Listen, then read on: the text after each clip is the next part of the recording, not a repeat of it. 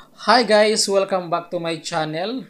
So for today's video mga idol ay magluto nga pala ako ng tortang talong. So ayan, fast forward nga pala mga idol. At tapos ko na siyang ihawin at ayan, sinisimula ko na ang pagluluto ng ating tortang talong. At syempre mga idol, linagyan ko nga pala siya ng sibuyas para mas mabango, mas masarap. So ayan, shout out nga pala sa lahat ng aking mga followers, mga subscribers, sa lahat ng aking mga sharers at likers. Shout out po sa inyong lahat. God bless and thank you very much. So ayan, kung bago ka pa lang sa aking channel, ay huwag mong kalimutan mag-like, follow, and siyempre mag-share. So ayan, fast forward ulit mga idol, nabaliktad ko na nga pala ang aking nilulutong tortang talong. So ayan mga idol, tingnan nyo ang aking niluluto ay napakasarap. So talagang tingin pa lang ay napakasarap na.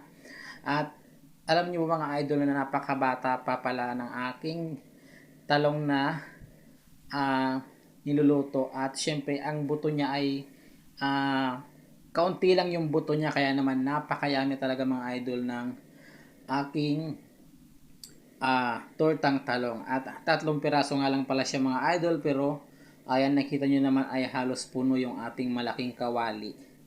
So ayan, 3 pirasong talong mga idol, 3 itlog din yung linagay ko, kaya naman napakasarap ng ating recipe for today. At syempre mga idol, ayan, iniinit ko na rin palang aking kanin para sabay silang maluto at syempre kainan na pagkatapos. At ayan, fast forward ulit mga idol, malapit na nga palang maluto ang aking recipe na tortang talong. Ayan, shout out at maraming salamat sa mga nanonood ng aking video. Sa saan man sulok ng mundo kayo, maraming salamat. At syempre sa mga nagsishare ng aking video, napakalaking tulong yan sa aking channel ang inyong pag-share ng aking video at panonood ng aking video para sa aking watch hour at syempre para sa aking followers. Ayan, kaya kung ikaw ay paborito mo ang uh, tortang talong ay maaari bang pakishare ng aking video. Ayan, at pakicomment na nga rin pala mga idol sa ating comment section kung paborito mo ang tortang talong. At syempre, so isa nga pala ito mga idol sa paborito ko na ulam, ang tortang talong. Dahil bukod sa masustansya siya ay syempre tipid pa. At solve ka nga pala mga idol sa 3 pirasong